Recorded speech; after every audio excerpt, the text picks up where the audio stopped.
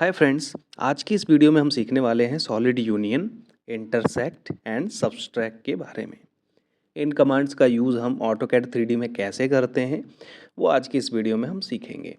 तो सबसे पहले जैसे कि आप ऑटोकैड ओपन करते हैं तो आपको 2D ड्राफ्टिंग एंड एनोटेशंस का कुछ इंटरफेस इस प्रकार से देखने को मिलता है।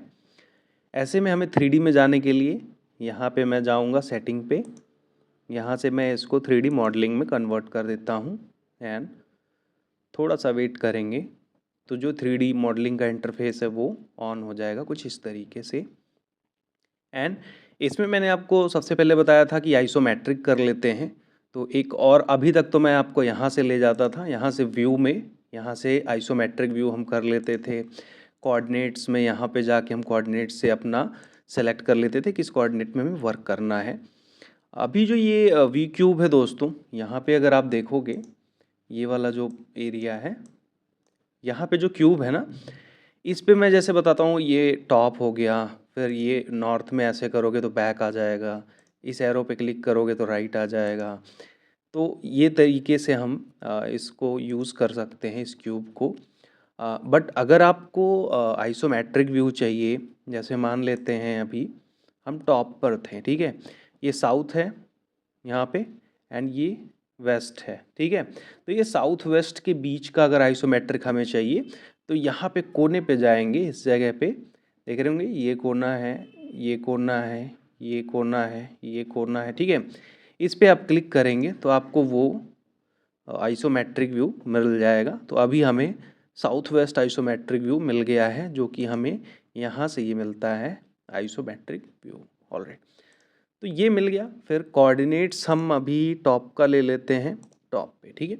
तो अभी हम टॉप पे स्केच बनाएंगे और जो 3D कंपोनेंट हमें दिखेंगे वो लेफ्ट और फ्रंट व्यू का दिखेगा।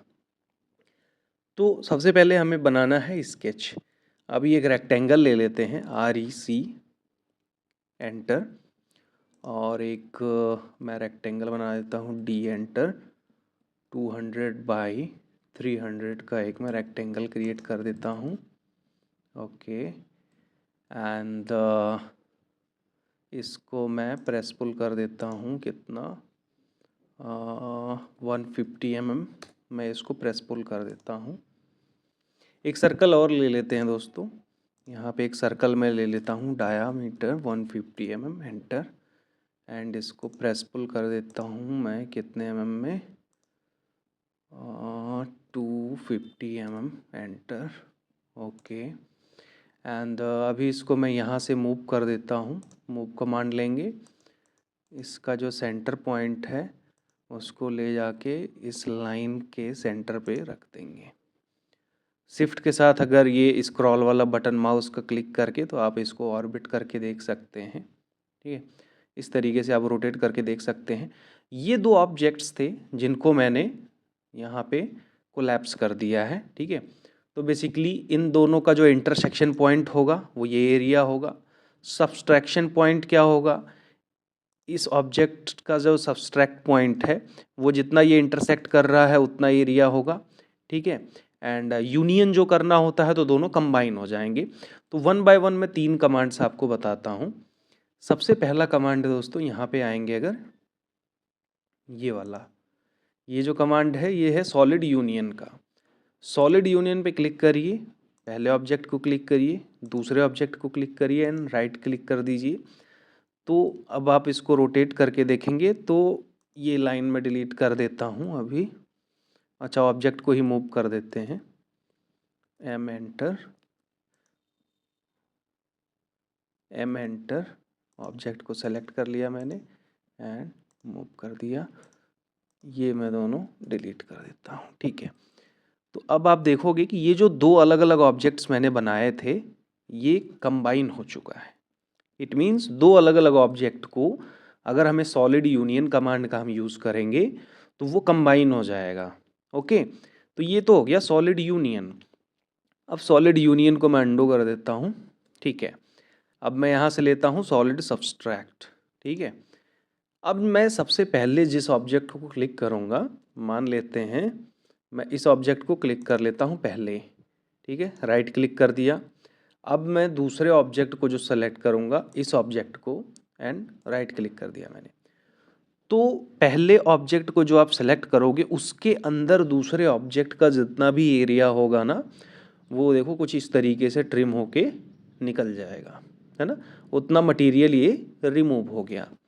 अंडू करते हैं, दूसरे ऑप्शन पे चलते हैं। सब्सट्रैक्ट लिया मैंने, पहले मैंने इस ऑब्जेक्ट को क्लिक किया, देन मैंने राइट क्लिक किया एंड अब मैं इस ऑब्जेक्ट को क्लिक करके राइट क्लिक कर देता हूँ।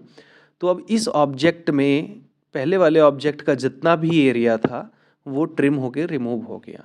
ठीक है, आई होप दोस्तों ये आपको समझ में आ रहा होगा। सॉलिड यूनियन किया आपने तो दोनों ऑब्जेक्ट कंबाइन हो गए, एक हो गए, अलग अलग नहीं सेलेक्ट करना था उनको, एक सिंगल टैप से वो क्लिक हो जा रहे थे। एंड सॉलिड सब्सट्रैक्ट में क्या है, जिसको आप पहले सेलेक्ट करोगे और जिसको आप बाद में सेलेक्ट करोगे, तो जो आप पहले सेलेक्ट कर रहे हो वो आपका ऑब्जेक्ट रहेगा, जिसको आप बाद में सेलेक्ट कर रहे हो वो ऑब्जेक्ट ट्रिम हो जाएगा। ठीक है, तो ये दो तरीके हो गए। अब आते हैं सॉलिड इंटरसेक्ट पे। यहाँ पे ये वाला जो कमांड है ये है सॉलिड इंटरसेक्ट।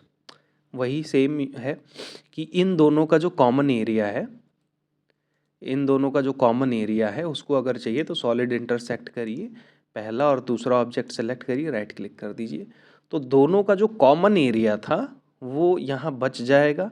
बाकी एरिया जो है मटेरियल वो रिमूव हो चुका है, चाहे ये सर्कल का हो चाहे ये रेक्टेंगल का हो, दोनों का जो इंटरसेक्शन पॉइंट था वही मटेरियल रहेगा, बाकी रिमूव हो जाएगा। तो आई थिंक दोस्तों ये वीडियो आपको इन्फॉर्मेटिव लगा होगा। ये 3 कमांड्स आपको अच्छे से समझ में आ गए होंगे कि इनका यूज़ क्या होता है। ठीक है दोस्तों, मिलते हैं नेक्स्ट वीडियो में, तब तक के लिए टेक केयर, बाय।